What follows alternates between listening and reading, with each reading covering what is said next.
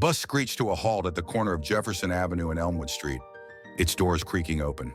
A steady stream of weary passengers climbed aboard, their faces drawn with exhaustion after another long day. Among them was an elderly black man, his slow, deliberate steps a testament to the years etched into his bones. He carried a sturdy wooden cane, the varnish worn smooth by countless grips, and a small bag filled with groceries. He made his way toward the back of the bus, his movements unhurried but steady. As he lowered himself into a seat, he rested the cane against his knee and gazed out the window. The evening light spilled across his weathered face, highlighting deep lines that spoke of a lifetime of challenges and wisdom. He sat quietly, unnoticed by most, except for the occasional glance from a curious child or a kind stranger offering a faint smile. The bus rumbled back into motion, its engine a dull roar as it navigated the bustling streets. Inside, the mix of voices, the shuffle of feet, and the occasional chime of a phone notification filled the space. Yet amidst it all, the man remained a figure of calm, observing the world outside with eyes that seemed to hold more stories than anyone could count. But not everyone noticed the quiet dignity he carried. Not everyone understood the depth of his experience. Soon, that lack of understanding would lead to something unforgettable. The bus slowed as it approached the next stop, and the atmosphere in the vehicle shifted. The bus screeched to a halt at a stop near Lincoln High School, and the energy in the air changed instantly. A group of teenagers, 4 in total, bounded up the steps. Their laughter was loud and carefree, with an edge that hinted at trouble. Each one carried a backpack slung over one shoulder, their voices cutting through the usual bus chatter like static. They lingered near the front, scanning the seats as if searching for something or someone to entertain them. One of them, a tall boy with a backward baseball cap, nudged his friend and pointed toward the elderly man seated at the back. "Yo, check him out," he said, his voice low but loud enough to be heard by others. The group exchanged smirks, their laughter growing as they made their way down the aisle. Passengers shifted uncomfortably in their seats, some glancing at the old man, others pretending not to notice. The teens stopped just short of him, their movements exaggerated and full of swagger. "Hey, old man," said the boy in the cap, leaning on the seat in front of him. "You miss your stop at the retirement home or something?" The elderly man didn't respond. He kept his gaze fixed on the window, his hands resting on the cane as though it were a lifeline. His silence only seemed to encourage them. Another teen, a shorter one wearing a hoodie, chimed in. "That cane for walking, or is it just holding you up?" He snorted, and the others erupted into laughter. Passengers exchanged nervous glances, but no one spoke up. A woman near the front shifted her bag closer to her chest, and a man in a suit adjusted his tie, focusing intently on his phone. It was as if the entire bus had decided that staying silent was safer than getting involved. But the teens weren't done. They edged closer, their voices growing louder, their jabs more pointed. "Bet he's got some cash on him," said a boy with a buzz cut. "What's in the bag, Grandpa? Cat food?" Just as their mocking reached a crescendo, the old man moved for the first time, lifting his head slightly. His calm demeanor remained unshaken. Something in his presence shifted, and even the teenagers hesitated for a moment. The moment of hesitation passed as quickly as it had arrived. Emboldened by the elderly man's silence, the boy in the baseball cap leaned closer, his smirk widening. "What's the matter, Grandpa? Cat got your tongue?" he sneered, tapping the old man's cane lightly with his sneaker. The others laughed, their voices bouncing off the walls of the bus like an irritating echo. The old man's grip on the cane remained firm, his gaze unshaken. As he finally turned his eyes toward the boy, they weren't angry or fearful, just steady, piercing in their calmness. Passengers stole glances, tension thickening in the confined space. A young woman clutched her purse tightly, her knuckles white. A middle-aged man in the corner cleared his throat but said nothing. Everyone seemed frozen in their seats, unwilling or unable to intervene. The boy in the hoodie leaned over, his bravado unchecked. "You deaf or something? Maybe he doesn't speak English," he joked, prompting another round of laughter. Still, the old man said nothing. He shifted slightly, straightening his posture. His cane was now resting firmly on the floor. The slight movement was almost imperceptible, but it carried weight, a sense of purpose that wasn't lost on a few observant passengers. One of the teenagers, the smallest of the group, glanced nervously at the others. Maybe we should chill, he muttered, but his suggestion was ignored.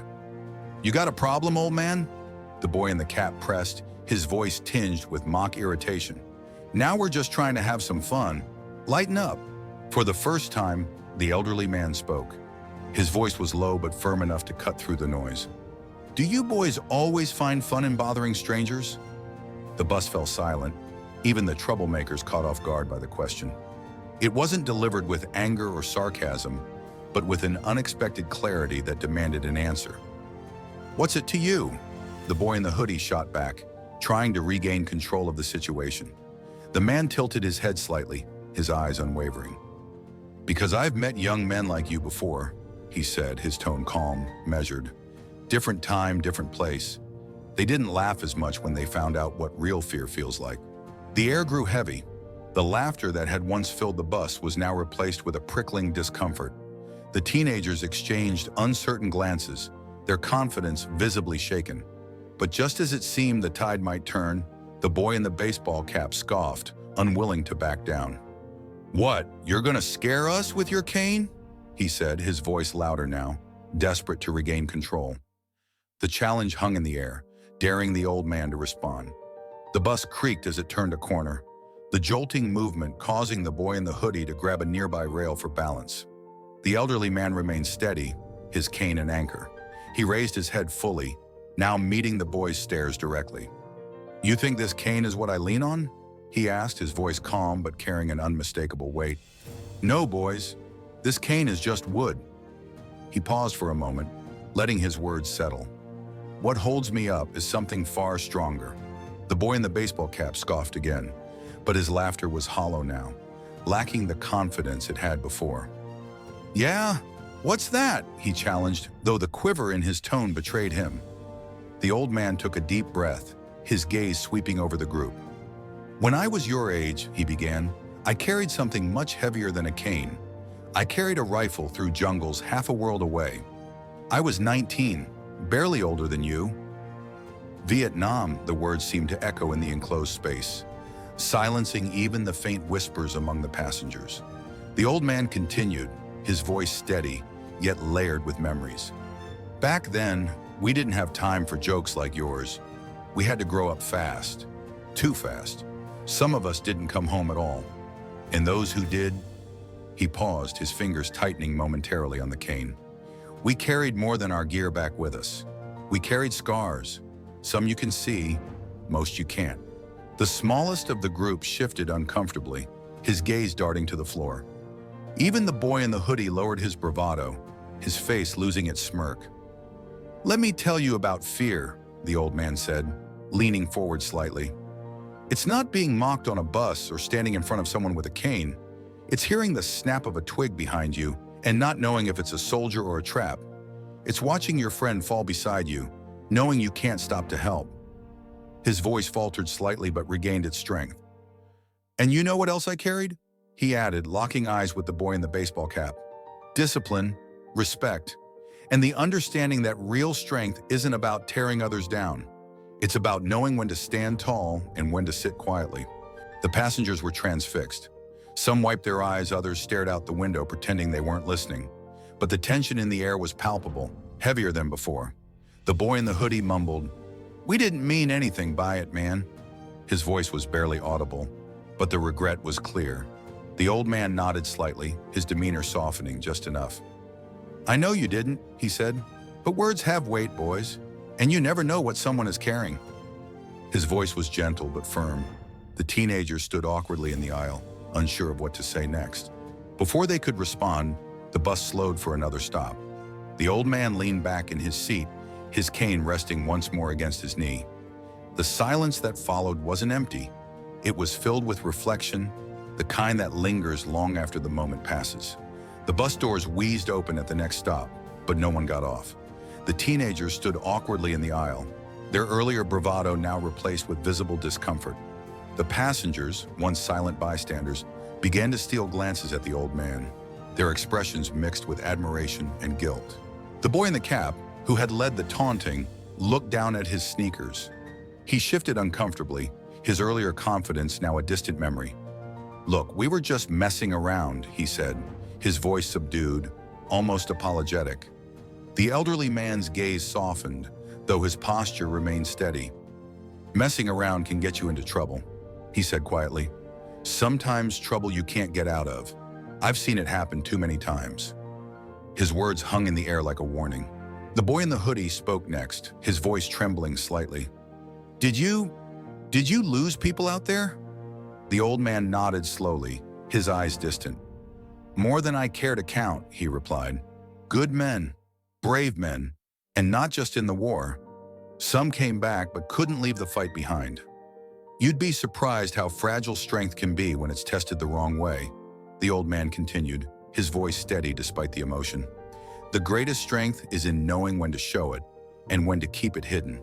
The smallest of the group, who had said little until now, finally found his voice. "We didn't mean to disrespect you," he said, barely above a whisper. The old man gave a small nod, his expression softening just enough. "Disrespect isn't in words alone," he said. "It's in how you carry yourself. Remember that." For a moment, the bus seemed suspended in time. Every passenger held their breath as the scene unfolded. Then a woman seated near the front spoke up. Her voice was firm, yet kind. "You boys should be grateful," she said. "You just got a lesson that most people never hear." Her words seemed to break the spell. The teenagers looked around, seeing the nods of agreement from the other passengers. They shuffled toward the front of the bus, muttering quiet apologies to the old man as they passed. At the next stop, the group exited. Their laughter and bravado had left behind.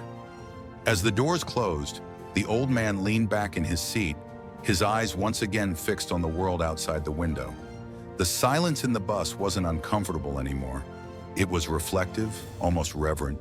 The passengers began to murmur among themselves, some sharing their own stories of family members who had served, others simply expressing their admiration for the man who had faced the boys with such quiet strength.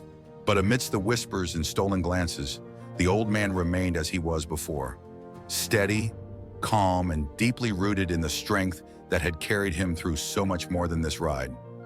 As the bus neared its final stops, the atmosphere had transformed. Where there had once been tension and avoidance, there was now a collective sense of reflection.